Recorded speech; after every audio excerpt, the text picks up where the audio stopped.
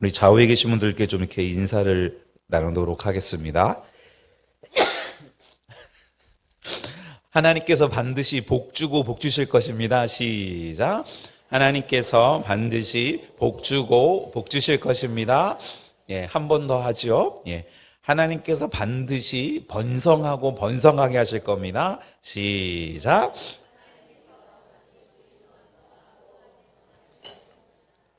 한 번 더 하면은 안 잊어먹겠죠. 좌우의 분들께 하나님께서 반드시 복 주고 복 주고 번성하고 번성하게 하실 것입니다. 시작.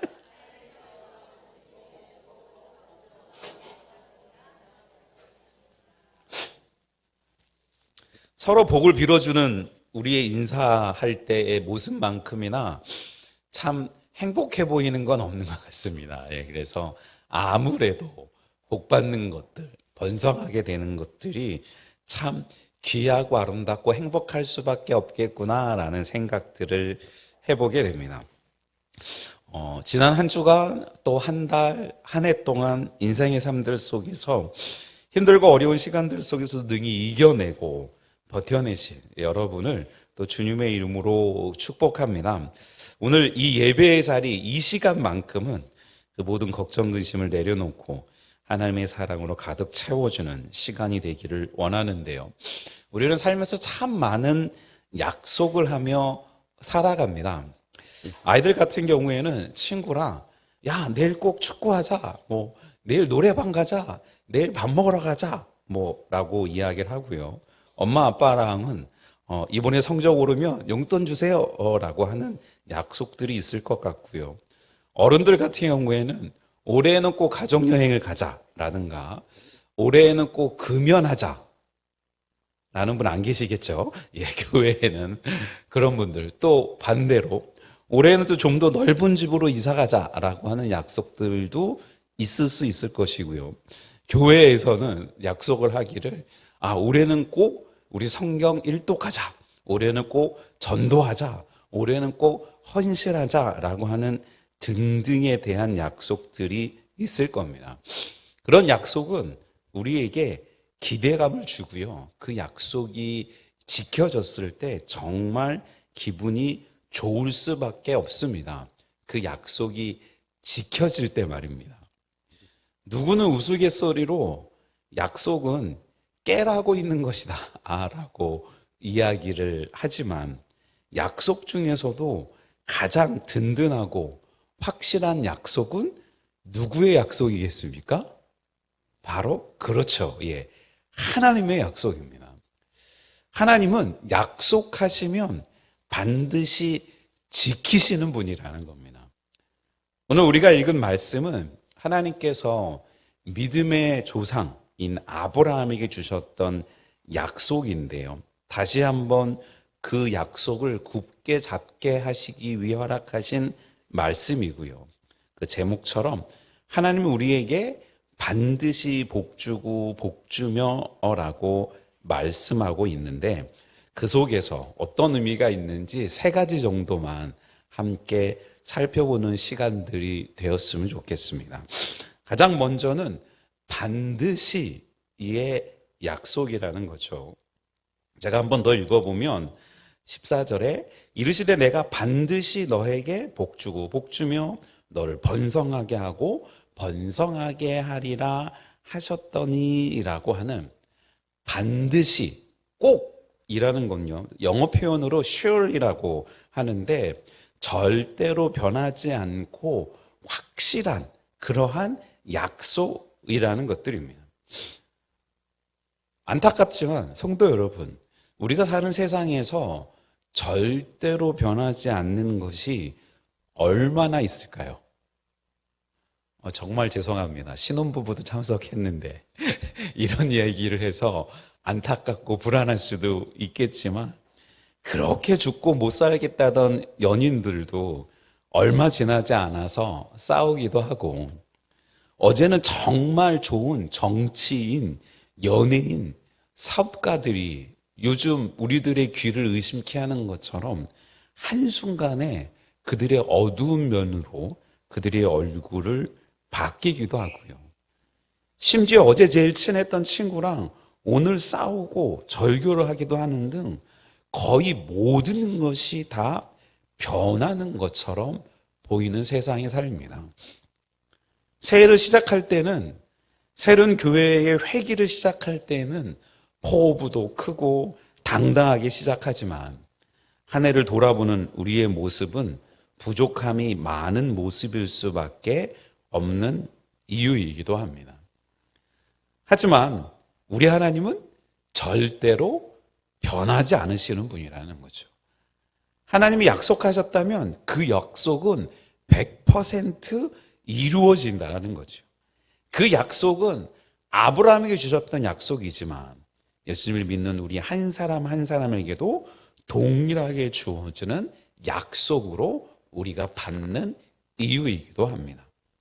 민수기 23장 19절은 이렇게 기록하고 있습니다. 하나님은 사람이 아니시니 거짓말을 하지 않으시고 인생이 아니시니 후회가 없으시도다. 어찌 그 말씀하신 바를 행하지 않으시며 하신 말씀을 실행하지 않으시랴라고요. 하나님은 한 번 말씀하신 바를 정말 하나도 틀림없이 완벽하게 이루시는 분이라는 것들입니다. 내가 잘못 이해했는데요 라는 것도 말씀하지 않으시는 거고요. 저는 기억나지 않는데요 제가 그랬어요 라고 하는 것도 더 이상 있을 수 없는 분, 그 하나님이 어찌 그 말씀하신 바를 실행하지 않으시겠느냐. 그 말씀하신 바를 실행하지 않으시면 그분은 이미 하나님이 아니신 것들인 거죠. 또 다른 측면으로는 히브리서 13장 8절에 예수 그리스도는 어제나 오늘이나 영원토록 동일하시니라 라는 말씀입니다. 예수님이 말씀하시고 그렇게 행하셨고 또 가르치셨던 것들이 옛날에는 이렇게 가르쳤고 지금은 또 이렇게 가르치고 내일은 저렇게 가르치는 분이 아니시라는 거고요. 그 옛날 우리 사랑하는 이 죄악된 인류의 죄악을 짊어지고 구원하시기 위해서 하나님 앞에서 영원한 중보자로 그 길들을 걸어가시고 지금도 하나님 곁에서 우리를 위해 중보하고 계시는 그 예수님은 우리를 포기하지 않으시고 끝까지 지금도 내일도 앞으로도 동일하게 그 사역들을 감당하고 계시는 예수님이시라는 것들입니다. 성도 여러분, 불안하고 힘든 일이 생길 때 나에게 정말 좋은 일이 생길까 걱정하지 마시기 바랍니다. 아니, 걱정이 되더라도 하나님이, 예수님이 우리와 함께 계시다라고 하는 사실을 잊지 않는 저와 여러분들 되시기를 주님의 이름으로 축원을 드립니다. 그 하나님은 우리를 위해 좋은 것을 준비하고 계시고 그 약속은 반드시 지켜진다는 믿음을 붙들고 의지하며 나아가는 우리 모두가 되기를 또 주님의 이름으로 축원을 드립니다. 축원드립니다. 두 번째, 하나님이 허락하시는 축복은 겹으로 반복해서 주시는 축복이다라고 하는 겁니다. 그냥 한 번 주고 마는 것들이 아니라 오늘 본문에서 계속해서 반복해서 말하는 복주고 복주며 그렇게 하나님의 은혜 가운데 허락하신 번성하고 번성하게 하리라 라고 하는 말씀과 같이 말입니다. 여러분 혹시 어렸을 때 부모님께서 이번 시험 잘 보면 네가 좋아하는 짜장면 사줄게 라고 하셨는데 정말 시험을 잘 보고 나니까 짜장면뿐만 아니라 용돈까지 더 주신 적 경험한 적이 없으실 수 있습니다. 예. 없으실 수 있지만 그럴 때 정말 기쁘고 감사하고 행복하지 않겠습니까? 원래 기대했는데 기대한 것 이상 더 귀하고 아름다운 것들을 풍성하게 허락해 주시니 좋을 수밖에 없지 않겠냐는 겁니다. 하나님의 약속이 바로 그렇다라는 겁니다. 복주고 복주고 번성하고 번성하게 하시라는 표현. 히브리 사람들이 강조하는 표현입니다. 진실로 진실로 내가 가라사대 내가 진실로 너희에게 이르노니 라고 하는 것처럼 히브리 사람들은 무엇인가 강조할 때 두 번씩 강조함으로 말미암아 그게 얼마나 중요한지를 표현하는 표현법들을 갖고 있는데 가장 확실하고 크게 복을 주겠다라고 하는 뜻이라는 겁니다. 하나님은 사실 우리가 생각하는 것보다 훨씬 더 크고 좋은 것을 주기를 원하신다는 거죠. 당장의 성적이나 눈앞의 작은 성공을 넘어서 영원한 복, 예수 그리스도 안에서의 평안을 우리에게 주시기를 원한다라는 겁니다. 에베소서 3장 20절은요. 우리 가운데서 역사하시는 능력대로 우리가 구하거나 생각하는 모든 것에 더 넘치도록 능히 하실 이에게의 그 말씀처럼 우리가 생각하는 것보다 훨씬 더 많은 것들을 허락해 주시기를 기뻐하시는 분이 하나님이시라는 거고요. 이사야 43장 18절부터는 이렇게 기록이 되어 있습니다. 너희는 이전 일을 기억하지 말며 옛날 일을 생각하지 말라. 보라 내가 새 일을 행하리니 이제 나타날 것이라 너희가 그것을 알지 못하겠느냐? 반드시 내가 광야의 길을 사막의 강을 내리니 라는 말씀처럼 우리의 과거를 넘어 새롭고 더 큰 복을 허락하신다는 겁니다. 우리는 사람과 사람들과의 관계에서 이전에 실수했었던 부분들이 있으면 저 사람이 나를 똑같이 그렇게 실수할 수 있는 사람으로 의심하면 어떡하지? 라는 우려도 있고요.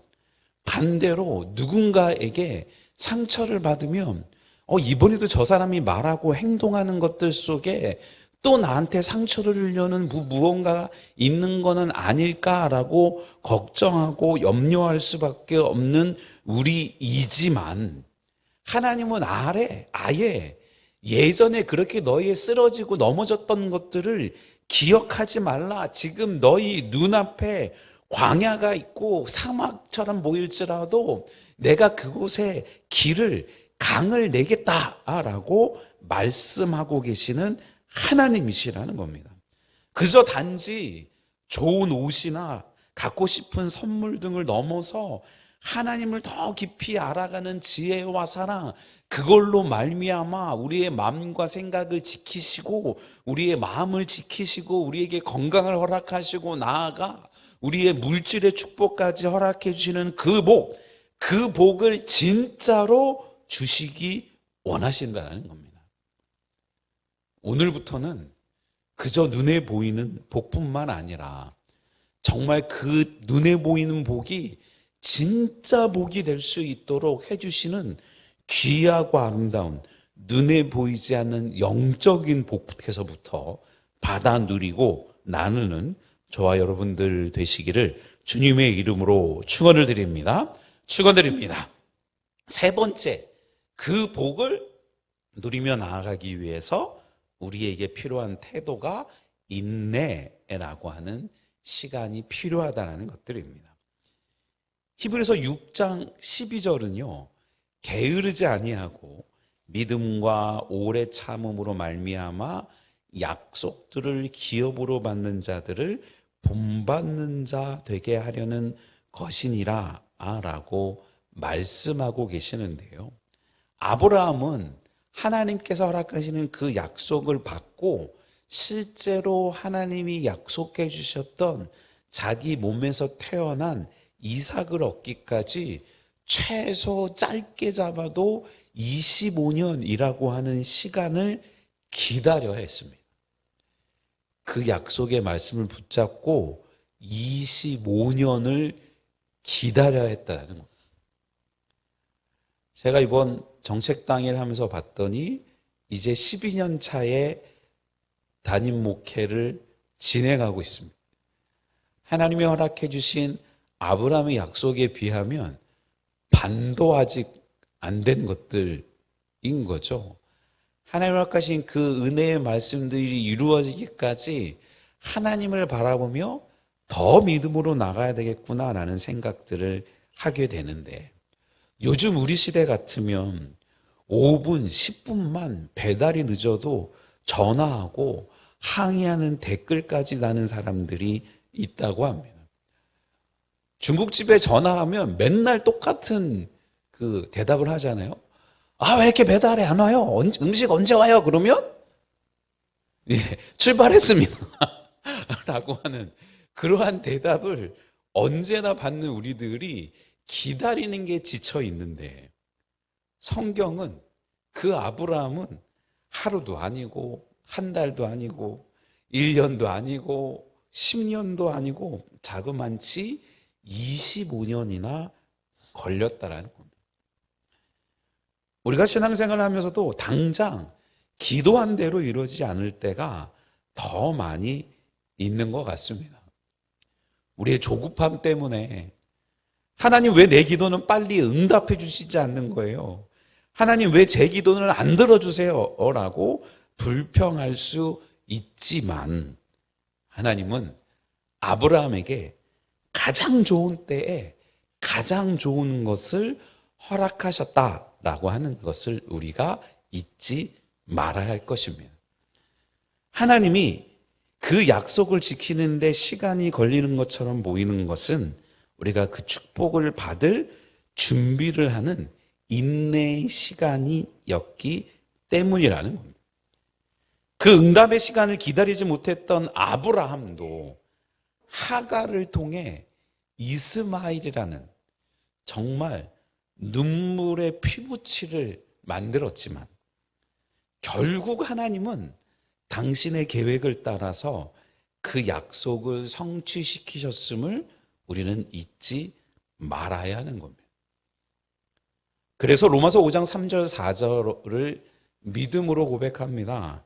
다만 이뿐 아니라 우리가 환난 중에도 즐거워하나니 이는 환난은 인내를, 인내는 연단을, 연단은 소망을 이루는 줄 알미로다 라고 말합니다. 고난과 어려움 속에서 인내는 소망을 만드는 거라는 거죠. 그저 무작정, 무턱대고 무식하게 견디고 버텨내는 게 아니라, 이 터널이 지나면, 이 시간이 지나면, 하나님의 약속하신 그 기간이 지나면 나에게 허락하셨던 그 말씀이 확실히 성취된다라고 하는 확신에 기반한 기다림 말입니다. 그래서 성경은 우리에게 이렇게 명령합니다. 시편 27편 14절에 너는 여호와를 기다릴지어다. 강하고 담대하며 여호와를 기다릴지어다. 기다리는 우리를 연약하게 하는, 기다리는 우리를 의심케 하는, 기다리는 우리를 흔들게 하는 그 모든 상황들을 넘어서 강하고 담대하게 하나님을 기다려라 라고 하는 것, 곧 강하고 강대한 담대한 믿음을 하나님이 우리에게 원하신다는 겁니다. 지금 내가 당장 해결되지 않은 고민이나 내가 원하는 만큼의 성과가 없거나 재정적인 문제가 계속되거나 관계의 문제가 해결되지 않는 것과 같은 문제가 있으십니까? 내 고집대로 버티고 외면하고 있는 것이 아니라 하나님의 말씀에 철저히 순종하려고 하고 그분의 행하심을 믿고 있다면 조급해하지 맙시다. 조급해하지 맙시다. 하나님이 허락하신 그 약속의 말씀을 붙잡고 있다면 절대로 조급해하지 맙시다. 하나님께서 일하실 때까지 믿음과 인내로 기다리는 우리 모두가 되기를 주님의 이름으로 축원을 드립니다. 축원드립니다. 지난 한 주간 동안 와, 우리 집사람이 이렇게 감성적인 사람이었구나 라고 하는 것들을 알게 되는 정말 은혜의 시간이었습니다. 예.